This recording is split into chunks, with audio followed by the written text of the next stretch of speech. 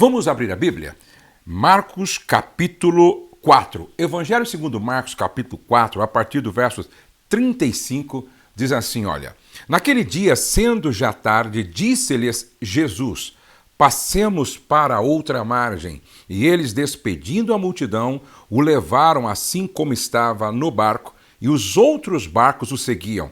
Ora, levantou-se grande temporal de tempo, e as ondas se arremessavam contra o barco, de modo que o mesmo já estava a encher-se de água.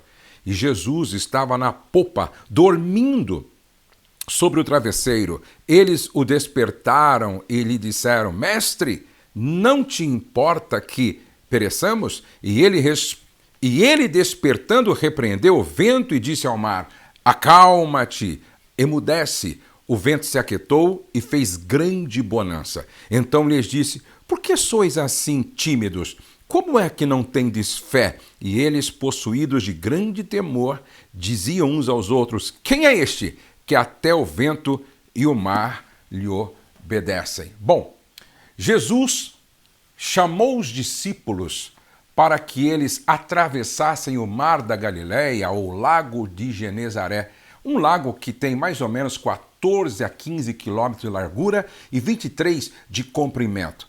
Jesus entrou no barco para ir com eles. Como Jesus estava muito cansado, porque ele tinha trabalhado muito aquele dia, a demanda ministerial era muito grande, ele então colocou uma almofada, deitou sobre ela e dormiu. Quando eles estavam no meio da viagem, no meio do mar da Galileia, levantou-se um grande temporal. Os discípulos pensaram que o barco ia afundar. Eles tentaram, por um momento, remar, resolver o problema, mas não conseguiram. Então eles chamaram Jesus, despertaram Jesus, dizendo, Mestre, não te importa que pereçamos? Jesus então levanta, repreende o mar, acalma o vento e houve grande bonança e eles ficaram muito admirados. Quem é este que até o vento e o mar obedece à sua voz? Bom, esse texto nos fala de uma tempestade que veio forte. O vento soprou forte, as ondas se avolumaram, sacudiram o barco e eles pensaram que o barco ia afundar. Nós estamos passando por uma tempestade. Nós estamos passando por um grande vendaval. Nós estamos passando por um momento muito complicado, muito difícil. Preste atenção. Quais são as verdades que nós aprendemos quando chega um temporal? Quando chega um vendaval? Quais são as lições que nós aprendemos a partir desse texto? A primeira lição que a gente aprende é que a tempestade é imprevisível, ninguém sabe em que ponto da viagem ela virá. Pergunto, quem esperava que seria agora que aconteceria isso? Toda tempestade ela é imprevisível. Porém, apesar de ser imprevisível, antes que a tempestade aconteça, existem alguns sinais. O céu escurece, ouve-se barulho de trovões, os relâmpagos cortam o céu. E nós, olhando para a China e o que estava acontecendo lá, já dava para perceber alguns sinais de que essa tempestade chegaria no Brasil. Agora, eu gostaria que você entendesse uma coisa. Por que Deus permite que você, nós passemos por um vendaval, por uma tempestade, por um tempo de prova como este que nós estamos passando? Por que Deus permite que a gente passe por um tempo de vendaval, por uma tempestade? Primeiro, para testar a resistência do nosso caráter. Segundo, Deus permite para testar a nossa fé na palavra do Senhor. Esse temporal, essa tempestade, esse tempo de prova serve para testar a nossa fé na palavra, nas promessas do Senhor. Número 3, para testar nosso amor para com a própria vida. E número 4, para testar o nosso compromisso com o nosso Senhor. Agora, preste atenção. Nós estamos passando por um tempo difícil. Nunca a humanidade passou por um desafio como esse que nós estamos passando. Nunca a igreja talvez tenha passado por um tempo tão desafiador.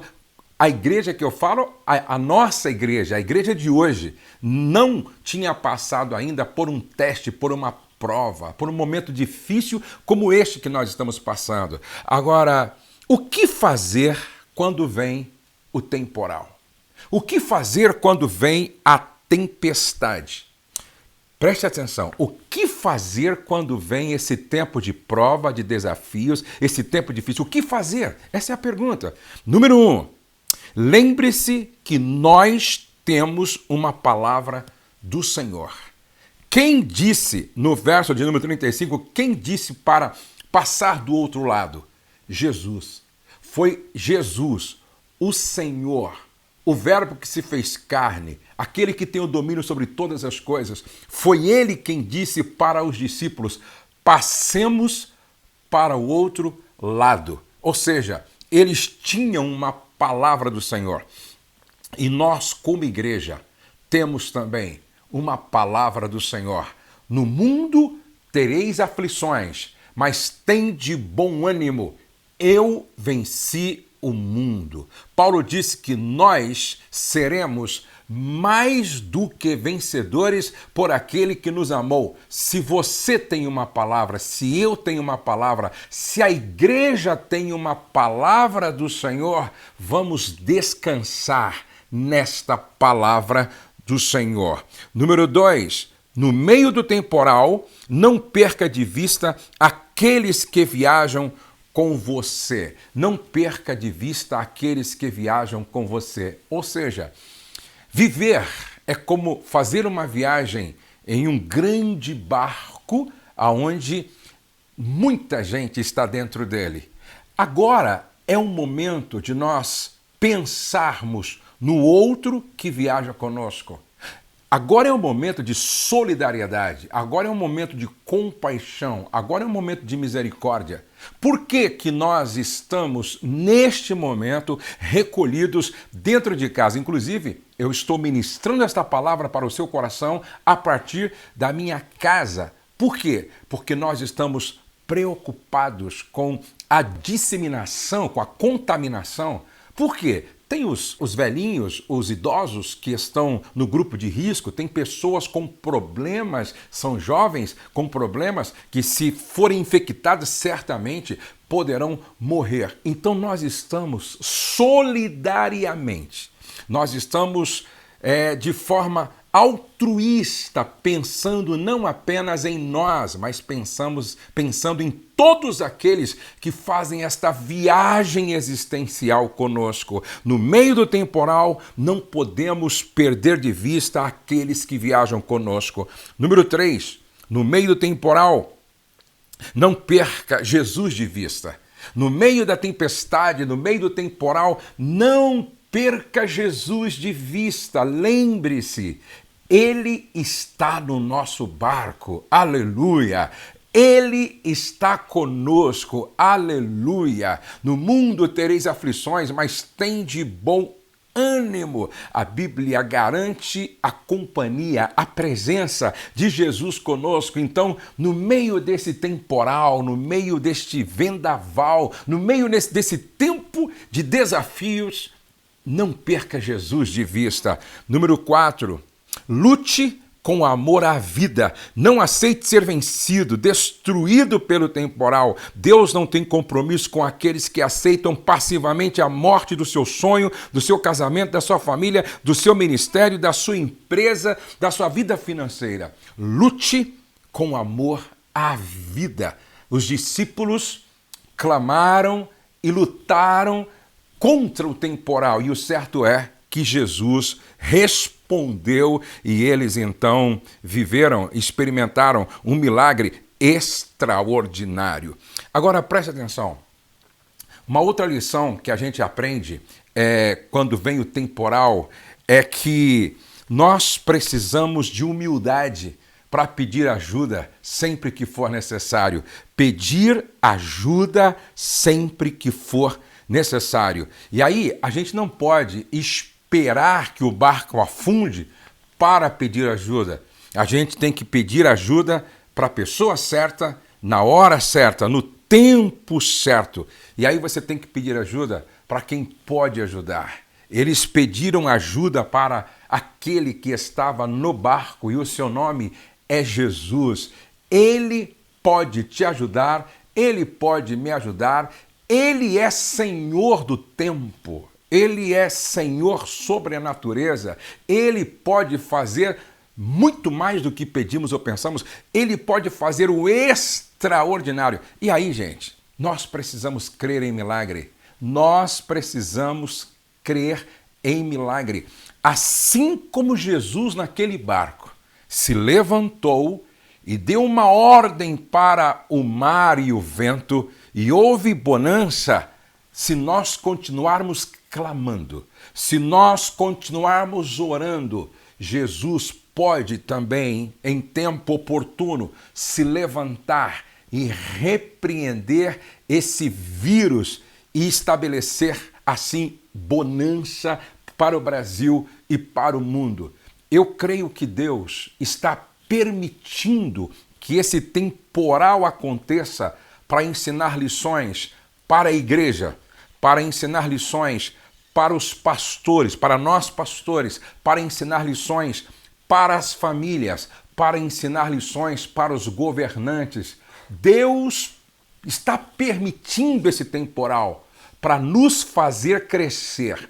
E aí eu estava ouvindo o pastor Cote falando sobre alguns profetas dos nossos dias que têm muita sensibilidade para ouvir a voz de Deus. Ele estava dizendo que depois desse temporal, depois dessa tempestade, depois desse tempo difícil de desafios, a igreja vai experimentar um crescimento como nunca experimentou. A igreja vai experimentar um avivamento como nunca experimentou. A igreja vai ter experiências com Deus como nunca teve. E eu creio nisso. Eu creio piedosamente nisso. Por quê? Porque nós estamos orando um pouco mais. Nós estamos desenvolvendo a nossa espiritualidade, nós estamos exercitando a nossa fé como que se exercita um músculo, nós estamos clamando ao Senhor e sem dúvida nenhuma nós vamos ser surpreendidos ainda por uma intervenção sobrenatural daquele que tudo pode, que tudo vê, que tudo conhece, que tudo sonda e que tem tudo sob seu controle. Inclusive, alguém pode perguntar assim, mas Josué, por que Jesus dormia em meio à tempestade? Jesus dormia em meio à tempestade, enquanto os discípulos estavam todos apavorados, sem saber o que fazer, tentaram remar, mas não conseguiram, pensaram que o barco ia afundar e Jesus dormia. Jesus dormia. Por que Jesus dormia em meio à tempestade? Por uma única razão. Só dorme em meio à tempestade quem está no controle de todas as coisas. Eu vou repetir, só dorme em meio à tempestade quem está no controle de todas as coisas. Deus está no controle. Em nossa igreja, Família Debaixo da Graça, nós sempre terminamos a reunião fazendo esta declaração: o céu não está em crise, Deus está no controle, Deus está no controle, nós cremos em milagres e tudo podemos naquele que nos fortalece, e o seu nome é Jesus. Deus continua no controle.